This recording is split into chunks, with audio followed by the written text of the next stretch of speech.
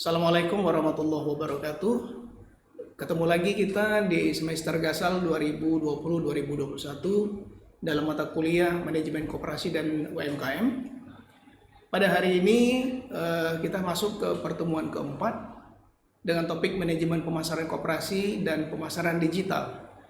Beberapa pertemuan yang lalu kita sudah membahas tentang bagaimana kondisi koperasi di Indonesia, kemudian beberapa terminologi koperasi, konsep dasar-dasar dan prinsip-prinsip koperasi, serta bagaimana pendirian dan alat-alat kelengkapan koperasi. Pada hari ini kita akan fokus ke manajemen pemasaran, karena koperasi sebagai sebuah lembaga bisnis, juga lembaga ekonomi dan lembaga sosial, tentu tidak terlepas dari kegiatan atau aspek pemasaran. Karena koperasi harus punya bisnis, dan bisnis erat kaitannya dengan pemasaran. Baik, kita mulai saja para mahasiswa. Untuk slide pertama kita coba lihat dulu bagaimana koperasi dalam sebuah sistem pasar. Jadi kalau kita melihat sistem pasar koperasi, sesungguhnya koperasi adalah bagian dari tataran ekonomi yang banyak sekali institusi-institusi atau lembaga-lembaga yang ada di sekitar koperasi. Kalau kita lihat lembaga yang paling jelas adalah adanya pesaing. Artinya koperasi tidak terlepas dari para pesaing lain. Karena kita ketahui bahwa selain koperasi ada badan ekonomi yang lain, seperti misalnya BUMN, BUMS, BUMD, PT, ada CV, ada firma, dan lain-lain. Nah, selain itu ada beberapa institusi atau stakeholders yang juga berpengaruh secara timbal balik dengan koperasi, baik koperasi yang dipengaruhi oleh lembaga itu maupun lembaga lain yang dipengaruhi oleh koperasi. Coba kita lihat. Yang pertama adalah tenaga kerja. Jadi sumber tenaga kerja ini juga merupakan lingkungan yang paling dekat dengan koperasi, karena koperasi juga seperti kita ketahui membutuhkan karyawan ya untuk membantu pengurus di dalam mengelola koperasi. Kemudian ada pelanggan. Pelanggan ini ada dua, ada anggota dan ada non anggota. Kemudian ada pemasok ya. Pemasok ini yang memenuhi kebutuhan bahan baku koperasi maupun barang-barang koperasi. Kemudian ada mitra bisnis. Mitra bisnis adalah mitra yang bisa diajak koperasi untuk melakukan sebuah bisnis dengan prinsip keuntungan bersama. Kemudian ada retailer atau pengecer yang akan menjadi reseller dari barang-barang atau dagangan dari koperasi itu sendiri. Kemudian ada kreditor. Kreditor ini adalah lembaga yang meminjamkan kredit kepada koperasi seperti perbankan atau lembaga-lembaga keuangan lain yang bukan bank. Dan juga ada investor. Investor ini adalah orang-orang atau lembaga yang menyertakan modalnya kepada koperasi sehingga koperasi bisa mendapat tambahan cadangan modal. Kemudian koperasi di dalam sistem pasar tentu dituntut untuk bisa bersaing. Nah, persoalannya bagaimana koperasi itu bisa bersaing? Dalam hal ini koperasi bisa menawarkan berbagai kelebihan khusus yang tidak diberikan oleh badan usaha lain. Jadi kalau dia mau bersaing dengan lembaga lain, tentu dia punya uniqueness atau kelebihan-kelebihan khusus yang tidak dipunyai oleh badan usaha lain sehingga dia bisa bersaing. Kemudian agar dapat menarik stakeholders lain, maka koperasi harus menghasilkan kelebihan yang sama dengan pesaing. Ya, kelebihan-kelebihan yang sama dengan pesaing dan mempunyai keunggulan atau yang disebut dengan competitive advantage. Jadi keunggulan-keunggulan lebih dibanding dengan pesaingnya. Ini menjadi daya saing koperasi itu sendiri di dalam sistem pasar yang kita jelaskan tadi. Kemudian anggota koperasi harus mampu mempertahankan keunggulan itu dengan cara berpartisipasi aktif dan mengendalikan manajemen koperasi agar mampu dan bersedia mempromosikan kepentingan para anggota.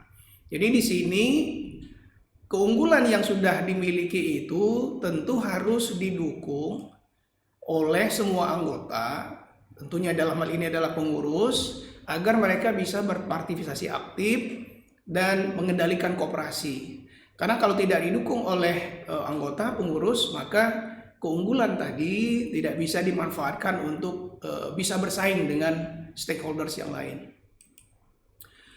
Kalau kita lihat, kalau kita bicara tentang competitive advantage khusus untuk koperasi, maka ini agak unik ya, agak berbeda. Karena kita ketahui bahwa koperasi itu dia melayani yang pertama adalah anggota sebagai customer. Jadi anggota utamanya adalah anggota koperasi itu sendiri. Kemudian di sisi lain dia menghadapi kompetitor, dia menghadapi pesaing. Nah, persoalan ini menjadi penting ketika pesaing bisa merebut anggota yang sudah menjadi anggota koperasi tadi untuk beralih kepada pesaing. Artinya apa? Koperasi punya tantangan tersendiri bagaimana dia melayani koperasi tadi, baik secara internal koperasi maupun dia dalam menghadapi pesaing, supaya anggota tadi tidak beralih kepada pesaing. Nah, untuk mempertahankan ini tentu koperasi harus punya nilai. Anggota akan melihat lembaga mana yang bisa menawarkan nilai yang lebih baik kepada mereka. Sungguh pun mereka adalah anggota koperasi, tetapi tidak tertutup kemungkinan mereka akan keluar dari koperasi dan beralih kepada pesaing. Sehingga koperasi harus punya nilai. Jadi yang dipertaruhkan ini adalah apakah koperasi itu mampu dia memberikan nilai yang diharapkan oleh anggota. Nah, dalam hal melayani customer atau anggota itu sendiri, makanya tadi koperasi harus punya keunggulan bersaing. Keunggulan bersaing itu adalah juga untuk mempertahankan eksistensi dari anggota itu sendiri. Nah, kalau kita bicara tentang keunggulan bersaing, kita sudah tentunya para mahasiswa sudah belajar manajemen strategis atau saat ini sedang mengambil manajemen strategis. Paling tidak ada 3 strategi yang bisa dilakukan oleh koperasi. Yang pertama adalah strategi bersaing yang disebut dengan cost leadership atau kepemimpinan biaya, atau juga disebut dengan strategi berbiaya rendah. Kemudian ada strategi differentiation, strategi yang unik, keunikan. Kemudian strategi fokus. Kalau strategi cost leadership, ini koperasi harus mampu bersaing dengan cara memproduksi suatu barang atau jasa dengan cost yang semurah mungkin. Artinya lebih murah dibandingkan dengan pesaing. Kalau dia memproduksi barang maka cost-nya lebih murah. Kalau cost lebih murah bisa ditekan maka produk harganya bisa bersaing. Kemudian kalau differentiation koperasi misalnya contohnya dia bisa membuat barang, memproduksi barang dengan memiliki keunikan-keunikan dan keunggulan yang berbeda dibanding dengan pesaing. Nah, biasanya koperasi punya keunikan-keunikan yang tidak dimiliki oleh pesaingnya, khususnya adalah industri-industri besar. Karena koperasi biasanya bermain di katakanlah produk-produk yang dibutuhkan oleh masyarakat. Kemudian strategi yang kedua yang bisa dilakukan adalah strategi fokus. Maksud strategi fokus ini adalah koperasi harus mefokuskan pada kompetensi-kompetensi, misalnya memproduksi barang-barang yang memang dikuasai oleh koperasi dan menjadi kebutuhan utama para anggota dan masyarakat di sekitarnya, sehingga dia harus fokus pada pengelolaan produk tadi, pengelolaan bisnis tadi. Karena kalau dia fokus, maka kualitas pelayanan, nilai yang diberikan akan lebih baik.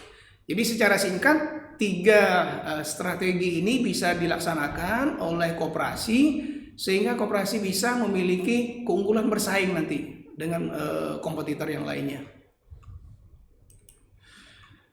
Oke, kita bicara tentang sustainable competitive advantage untuk koperasi. Apa yang maksud dengan sustainable competitive advantage? Tadi sudah dikatakan bahwa competitive advantage itu adalah keunggulan bersaing, sedangkan sustainable adalah keunggulan bersaing yang berkelanjutan.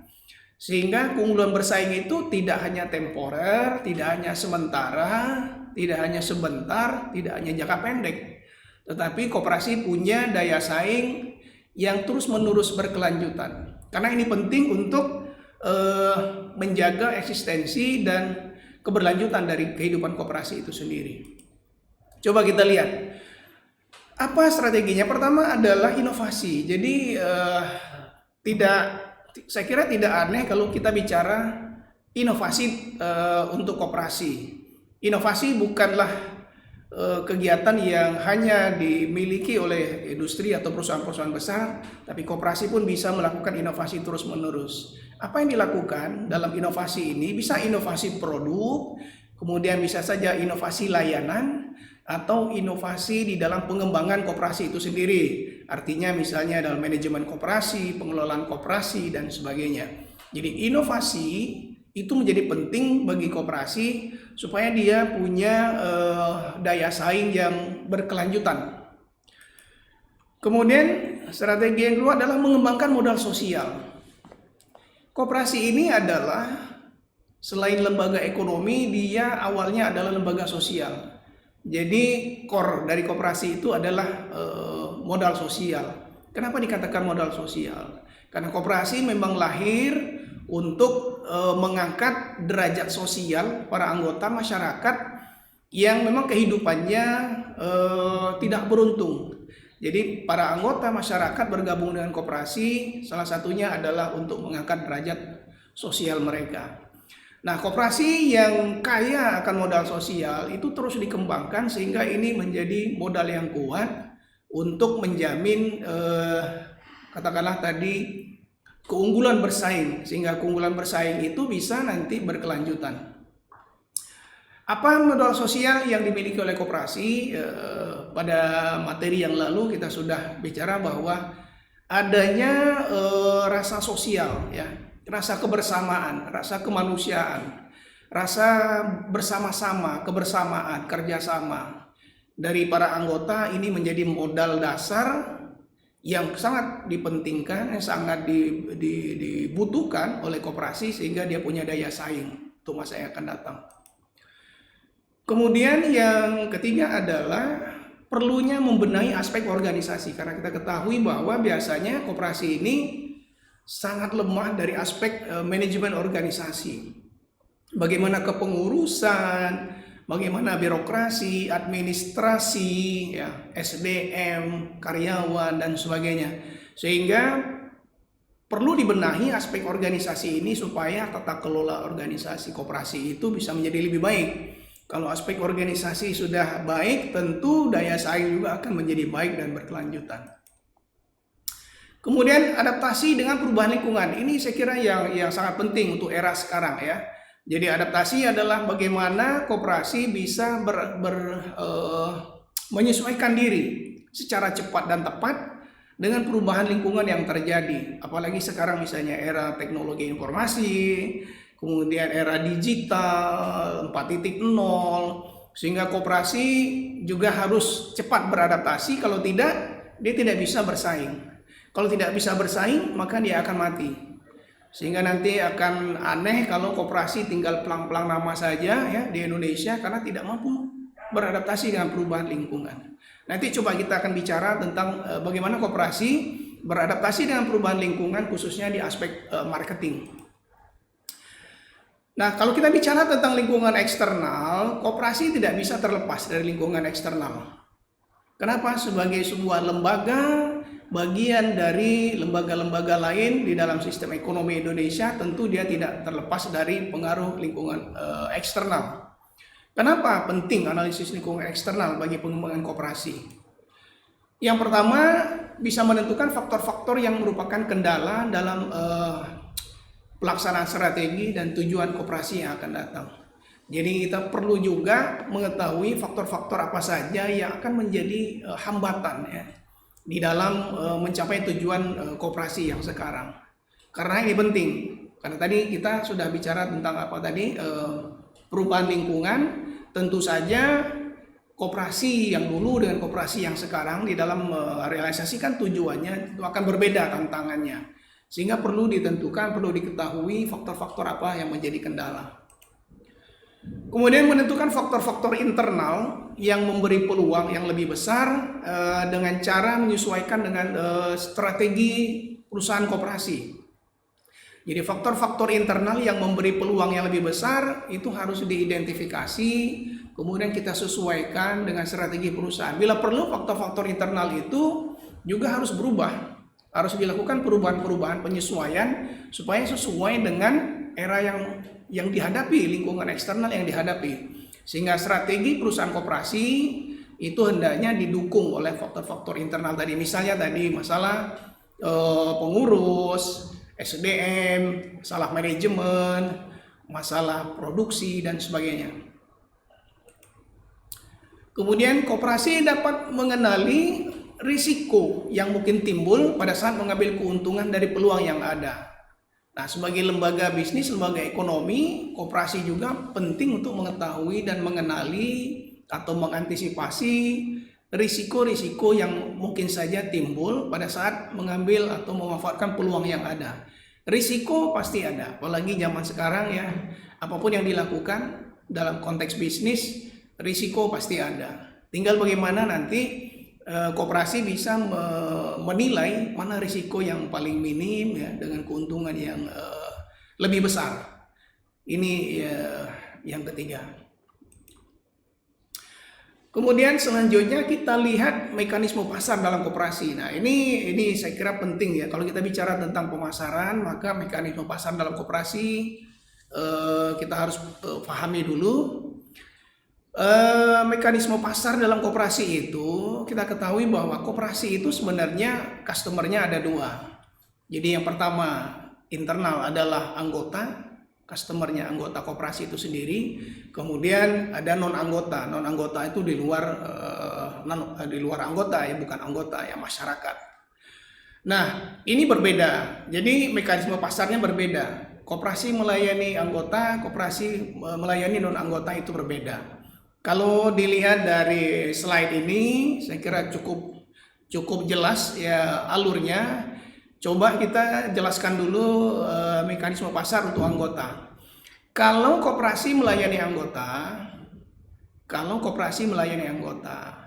maka itu ada dua yang disebut dengan ada dua pasar output dan pasar input. Jadi implikasi dari pemasaran koperasi terhadap anggota adalah ada pasar output internal, ada pasar input internal.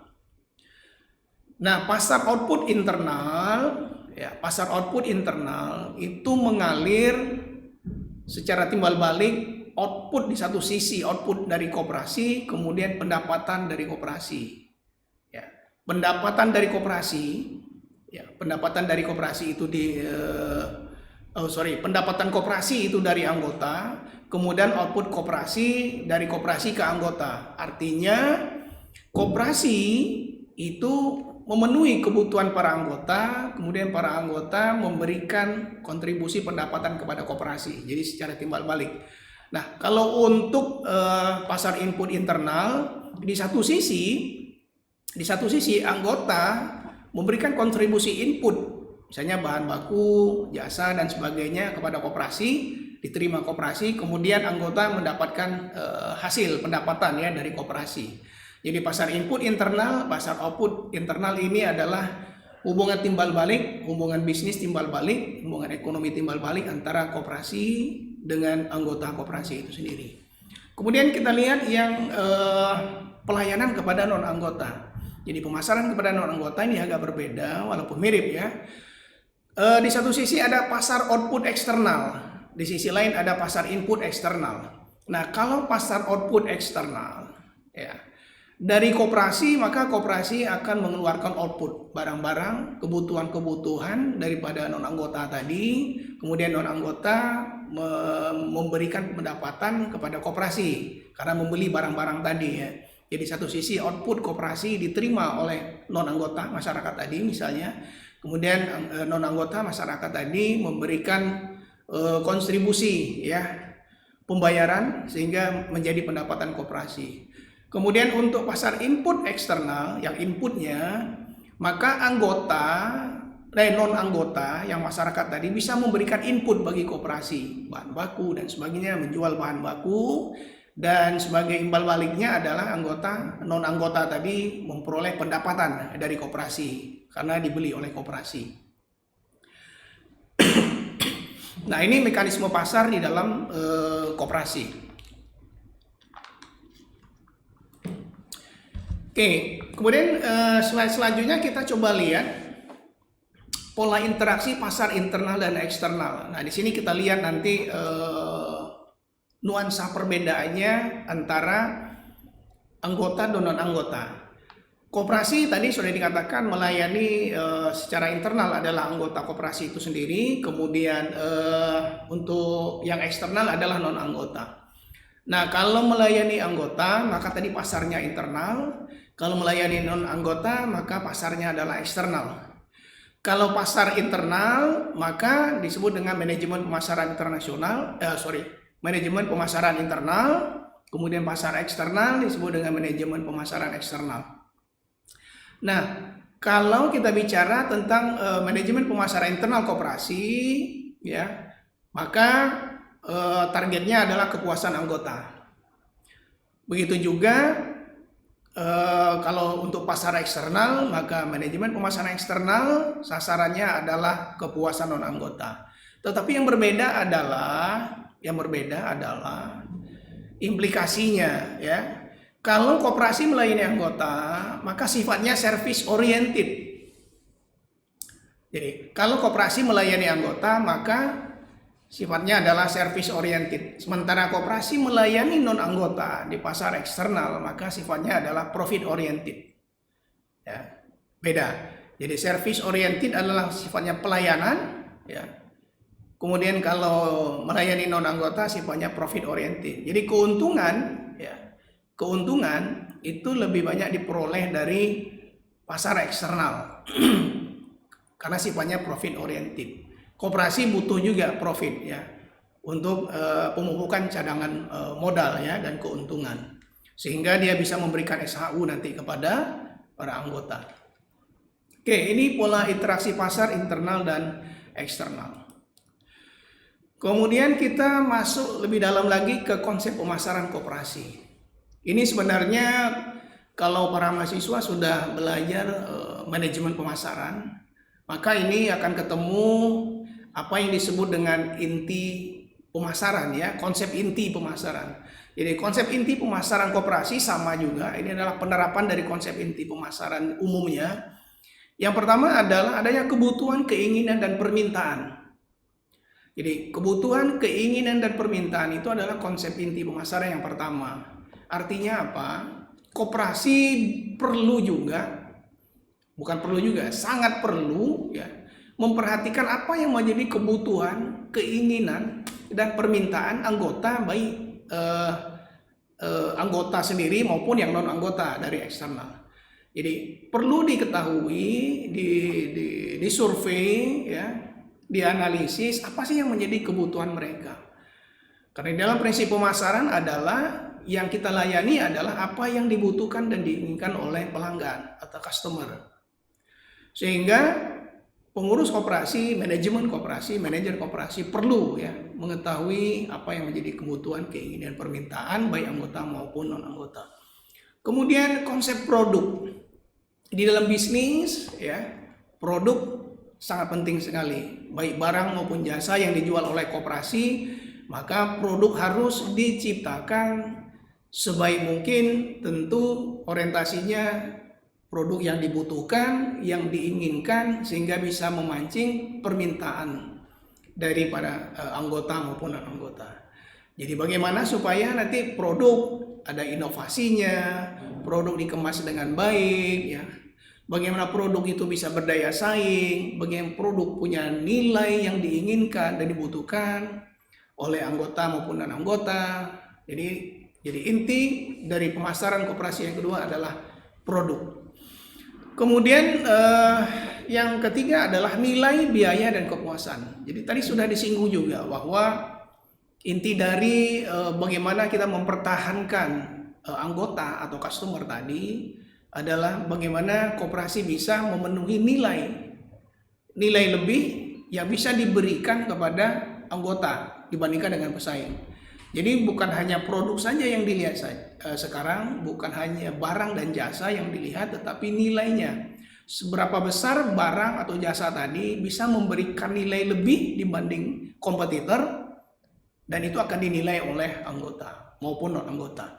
Kemudian biaya.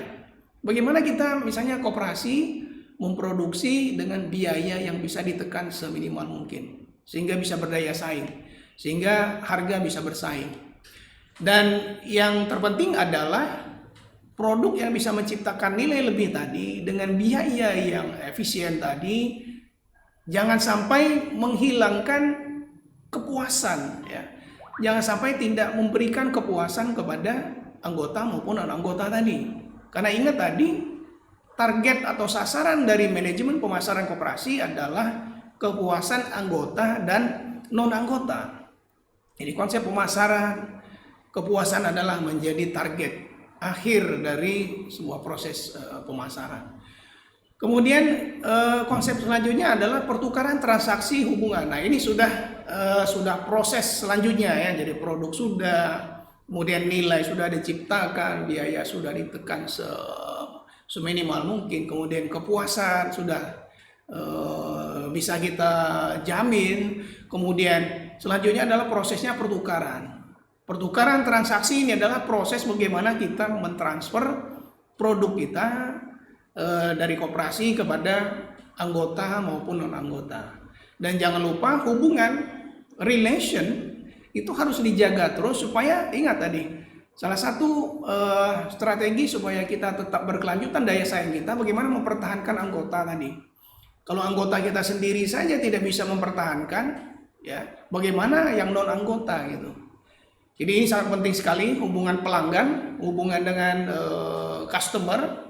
Kalau koperasi hubungan dengan anggota itu harus erat supaya tetap ya koperasi anggota tetap menjadi anggota koperasi, sehingga koperasi bisa berjalan terus gitu. Karena koperasi kalau tidak ada anggota maka koperasi itu akan mati. Oke, selanjutnya kita lihat bagaimana daya saing koperasi. Ya, daya saing koperasi. Ada beberapa faktor yang bisa menentukan daya saing koperasi, dan ini penting sekali. Yang pertama adalah fokus pada anggota. Artinya apa? Koperasi itu harus memperhatikan apa yang menjadi kebutuhan, keinginan, kemudian memenuhi kesejahteraan anggota. Jangan sampai nanti anggota dikecewakan terus dia akan beralih pada lembaga lain. Tidak mau lagi menjadi anggota, tidak mau berbelanja kepada anggota, tidak lagi menjual kepada koperasi dan sebagainya. Sehingga artinya fokus pelayanan kepada anggota. Karena memang prinsip dasar dari koperasi adalah bagaimana dia memenuhi kesejahteraan anggota dulu. Ya, kalau koperasi sudah komit dengan dasar-dasar prinsip tadi bahwa anggota adalah menjadi tujuan utama, maka daya saing koperasi bisa dipertahankan. Kemudian kesetiaan pada mutu. Nah, kita bicara kualitas atau mutu. Koperasi juga harus menganggap penting mutu ya.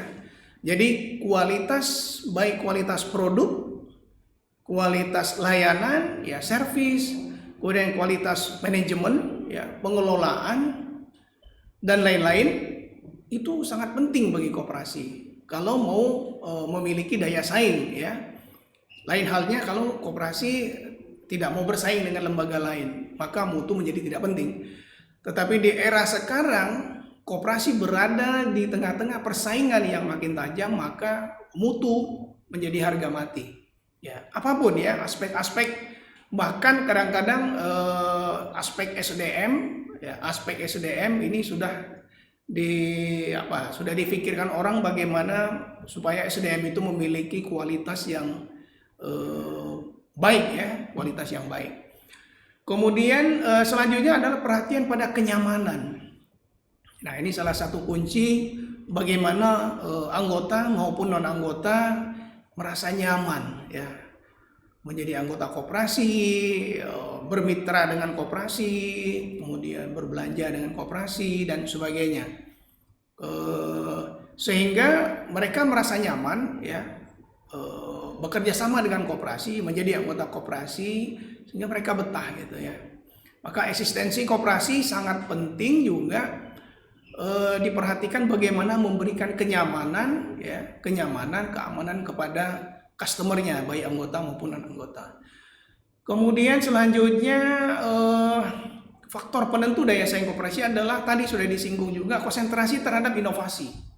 Jadi memang inovasi ini agak berat untuk dilakukan oleh koperasi, tetapi harus diupayakan supaya koperasi terus melakukan inovasi-inovasi. Ya. Tadi inovasi di bidang produksi, pemasaran, kemudian di bidang SDM, di bidang pengelolaan keuangan, ataupun nanti sudah kalau memang sudah mampu koperasinya bagaimana inovasi di bidang investasi misalnya ya. Tapi paling tidak langkah awal adalah bagaimana menginovasi layanan dan produk ya. Jadi produk supaya bisa berdaya saing maka harus ada inovasinya. Jadi produknya harus inovatif. Pemasarannya juga supaya bisa berdaya saing tentu harus inovasi. Layanan tentu harus diinovasi. Kemudian yang terakhir adalah dedikasi pada pelayanan. Nah, dedikasi pada pelayanan. Sekali lagi ya, servis, pelayanan ini sangat-sangat menjadi penting. Bukan hanya koperasi. Lihatlah perusahaan-perusahaan swasta, BUMN sekarang sibuk dengan bagaimana meningkatkan kualitas pelayanan. Ya, tidak hanya lembaga bisnis ya, lembaga-lembaga non bisnis pun sekarang bersaing untuk menginovasi pelayanan mereka, memberikan pelayanan yang terbaik kepada para pelanggan, kepada masyarakat. Karena pelayananlah yang membedakan kualitas sebuah katakanlah perusahaan atau lembaga yang bisa dinilai oleh masyarakat ya. Sehingga masyarakat akan memilih yang bisa memberikan pelayanan yang terbaik. Itulah yang mereka cari. Kemudian kita lihat lagi kalau kita bicara tentang marketing atau pemasaran, maka bauran pemasaran atau marketing mix juga penting untuk koperasi ya. Sebagai lembaga ekonomi, lembaga bisnis, maka koperasi harus menerapkan apa yang disebut dengan bauran pemasaran ini. Untuk bauran pemasaran atau marketing mix ini kita kenal, kalau mahasiswa sudah belajar manajemen pemasaran maka ada yang dikenal dengan 4P dan 7P ya. Jadi ada strategi marketing yang merupakan bauran dari beberapa unsur, katakanlah misalnya 4P, ada produk, ada price, ada promotion, ada place ya, ada produk, harga, promosi dan distribusi. Maka ini 4P adalah bauran pemasaran yang sering digunakan untuk memasarkan produk ya. Jadi gabungan atau bauran itu campuran antara 4 unsur P ini sehingga menjadi suatu strategi yang ampuh untuk menghadapi pesaing supaya bisa berdaya saing, supaya tercapai tujuan pemasaran koperasi. Misalnya produk. Kalau di pemasaran kan kita sudah belajar misalnya. Kalau produk mau diapakan nih? Supaya kita bisa menghadapi pesaing, produk mau diapakan? Oh tentu diinovasi. Produk dikemas dengan baik ya. Produk katakanlah supaya menarik seperti apa? Sehingga produk akan berdaya saing dengan produknya pesaing. Kemudian price dari harga. Apa yang harus dilakukan di harga misalnya? Selama ini harga kita sudah lebih mahal atau lebih murah atau cukup bersaing atau bagaimana misalnya, atau kalau misalnya terlalu mahal bisa nggak harga kita turunkan sedikit ya, tetapi dengan strategi yang tetap menguntungkan bagi kita. Misalnya dilakukan efisiensi di dalam produksi, seperti tadi kan ada strategi cost leadership, bagaimana menekan biaya produksi seminimal mungkin, tetapi tanpa mengurangi kualitas mutu sehingga kepuasan customer itu tidak terancam gitu ya, tidak berkurang ya. Artinya harga kita perlu treatment di situ, kita lakukan penyesuaian. Kemudian promotion ini adalah promosi. Ya, banyak media-media promosi atau alat-alat promosi yang bisa kita lakukan. Koperasi pun bisa melakukan promosi. Ada bauran promosi yang bisa dilakukan, ada advertising, ada personal selling, ada sales promotion, kemudian ada humas dan sebagainya ya. Sehingga bauran promosi tadi bisa kita kemas menjadi suatu strategi promosi yang ampuh ya untuk mempertahankan atau untuk meningkatkan daya saing koperasi. Kemudian place ini adalah tempat atau distribusi, channel of distribution, bagaimana koperasi bisa menyampaikan produk ya, produk hasil produksinya kepada pelanggan secara efisien ya, efektif tetapi efisien gitu. Jadi bagaimana channel of distribution ya gitu ya. Ini yang perlu dipikirkan. Apakah dia mau pakai perantara atau tidak? Kalau langsung seperti apa? Ini campuran atau bauran antara 4P ini akan menjadi suatu strategi yang bisa digunakan oleh koperasi untuk menghadapi pesaing sehingga tujuan pemasarannya bisa tercapai dengan baik. Nah, itu yang 4P untuk produk ya, lebih banyak untuk menjual produk. Nah, ada juga yang kalau jasa di dalam teori marketing itu ditambah dengan 3P lagi, menjadi 7P ya. Apa 3P itu? Mungkin para mahasiswa masih ingat. Yang pertama apa? Yang pertama adalah people ya, people.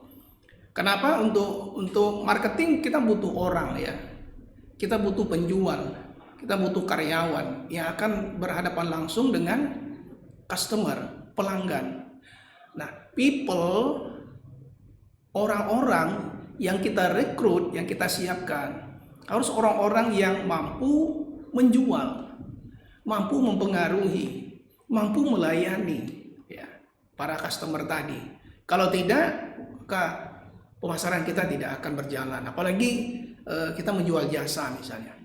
Sekarang orang menjual produk saja, people itu menjadi penting ya. Kemudian P selanjutnya adalah proses. Jadi proses itu kadang-kadang perlu juga diketahui oleh customer ya. Kadang-kadang customer melihat bagaimana sih prosesnya gitu. Dia pengen tahu. Apalagi kita menjual jasa, kalau proses itu tidak jelas, maka apa yang kita jual tadi juga menjadi tidak jelas. Misalnya kalau kita menjual paket wisata misalnya, ya paket wisata, kalau misalnya kita jelaskan prosesnya, maka customer akan menjadi jelas ya. Nah, koperasi juga ada juga misalnya koperasi nanti akan menawarkan misalnya koperasi jasa simpan pinjam misalnya, mungkin nanti dia beralih kepada produk-produk investasi misalnya dan sebagainya. Ini menjadi penting proses. Kemudian P yang terakhir untuk 7P ini adalah physical evidence, jadi bukti fisik. Karena kadang-kadang customer ini tidak mau hanya mendengar omongan saja, ya, pembicaraan saja, kata-kata saja, maka dia perlu bukti fisik. Maka banyak misalnya ada di dalam menaruhkan suatu produk ya, para penjual ya, promotion girl itu biasanya sales promotion girl itu membawa beberapa bukti fisik ya, supaya untuk meyakinkan si customer tadi, si calon pembeli tadi, supaya mereka lebih yakin ya apa yang ditawarkan. Nah, baik 4P maupun 7P ini bisa digunakan oleh koperasi di dalam menjalankan strategi marketing mix ya, baik untuk internal market maupun external market. Artinya baik melayani customer anggota maupun yang non anggota. Jadi marketing mix ini bagi koperasi adalah salah satu strategi yang bisa digunakan untuk mencapai tujuan pemasaran dan mempertahankan daya saingnya dalam menghadapi persaingan. Kemudian kita singgung tentang pemasaran digital koperasi. Seperti yang para mahasiswa ketahui bahwa sekarang kita sudah masuk di era digital ya 4.0 ya. Semua perusahaan ya, semua perusahaan sudah menyesuaikan, sudah beradaptasi dengan era sekarang. Bagaimana dengan koperasi? Ya, bagaimana dengan koperasi? Apakah koperasi sudah beradaptasi memanfaatkan pemasaran digital atau belum? Ini menjadi pertanyaan kita. Kalau kita lihat ke belakang, memang koperasi masih menghadapi kendala dalam hal aspek pemasaran ya. Kenapa? Karena memang keterbatasan dari SDM-nya. Oleh karena itu, ini menjadi tantangan bagi koperasi di era sekarang ini, bagaimana ikut juga mau tidak mau harus beradaptasi dengan era digital ini. Semua perusahaan, semua lembaga sekarang, apalagi perusahaan-perusahaan swasta ya, sudah beralih semua ke pemasaran digital. Nah, koperasi mungkin bisa ya beradaptasi juga menyesuaikan dengan era ini. Bagaimana pertanyaannya? Pertanyaannya adalah apa yang harus dilakukan koperasi? Apa yang harus dibenahi supaya koperasi bisa melaksanakan pemasaran digital? Saya kira ada beberapa media yang bisa dilakukan, ya mungkin para mahasiswa juga sudah maklum ya. Misalnya penggunaan website ya. Masih banyak koperasi yang belum punya website. Kalau kita googling, mungkin ada beberapa yang sudah punya website, khususnya adalah koperasi-koperasi simpan pinjam ya, atau koperasi-koperasi yang sudah maju di Jawa, dia sudah punya website tersendiri, sehingga kita bisa explore ya, apa saja pelayanan-pelayanannya dan sebagainya. Jadi pemanfaatan website itu saya kira untuk era sekarang sudah bukan hal yang aneh ya. Kemudian bisa juga menggunakan konten blog ya, konten blog. Jadi koperasi membuat blog, kemudian diisi dengan konten-konten bisnis, kegiatan pemasarannya, kegiatan produksinya dan sebagainya. Kemudian yang paling banyak yang bisa dilakukan adalah penggunaan media sosial ya. Sekarang ini bisnis-bisnis apapun sekarang pakai media sosial. Dan pengguna media sosial di Indonesia luar biasa ya dibandingkan dengan negara-negara lain. Saya kira ini menjadi peluang bagi koperasi untuk juga memanfaatkan media sosial sebagai salah satu katakanlah channel pemasaran digitalnya. Katakanlah Instagram, kemudian Facebook, dan bahkan melalui WhatsApp ya, WhatsApp. Itu orang bisa berbisnis sekarang. Nah, kemudian email juga sudah biasa ya dilakukan orang ya sebagai untuk komunikasi, untuk promosi, untuk informasi bisnis, penawaran-penawaran melalui email ya. Dan yang terakhir adalah pemanfaatan marketplace yang banyak ya. Marketplace ini sudah banyak ya di Indonesia. Misalnya yang paling populer kita sebut merek aja, misalnya ada Tokopedia, ada Shopee dan sebagainya. Itu bisa dimanfaatkan oleh koperasi untuk mencoba memasarkan produk-produknya. Misalnya banyak ya koperasi-koperasi yang bergerak di bidang katakanlah kerajinan misalnya ya, craft ya. Nah itu bisa memasarkan produk-produknya di beberapa marketplace yang terkenal ini supaya bisa diketahui orang ya, bisa dikenal orang. Dan tidak tertutup kemungkinan nanti ya produk-produk koperasi ini berkembang ya, banyak peminatnya sehingga koperasi bisa melakukan perubahan yang perubahan yang signifikan ya terhadap aktivitas pemasarannya dari konvensional kepada pemasaran yang digital. Oke, nah mungkin ini pemasaran digital ini nanti kita akan lebih diskusikan lagi ya. Mungkin nanti ada melalui tugas-tugas, kasus-kasus, mungkin akan kita lakukan di SPON, supaya pemasaran digital ini bisa lebih dieksplor lagi, khususnya untuk pengembangan koperasi di Indonesia. Oke, baik, saya kira itu materi kita untuk pertemuan keempat. Ini ada beberapa pertanyaan untuk refleksi. Pertanyaan pertama, menurut pengamatan Anda, bagaimana strategi pemasaran koperasi di Indonesia selama ini? Jadi, strategi pemasaran koperasi di Indonesia selama ini seperti apa sih gitu?